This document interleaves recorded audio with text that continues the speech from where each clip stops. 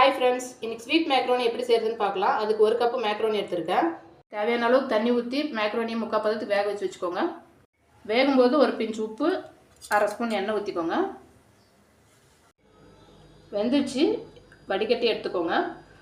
வேக வச்ச மேக்ரோனியை அலசி எடுத்து வச்சுருக்கேன். ஸ்டவ் ஆன் பண்ணி கடாயை வச்சு நெய் ஊற்றி கிராம்பு, முந்திரி, திராட்சை போட்டு பொரிச்சுக்கோங்க. பொரிச்சதை எடுத்து வச்சுக்கோங்க. அதே கடாயில் ஒரு டம்ளர் தண்ணி ஊற்றிக்கோங்க. தண்ணி நல்லா கொதிச்சதும் ஒரு டம்ளர் பால் ஊற்றிக்கோங்க.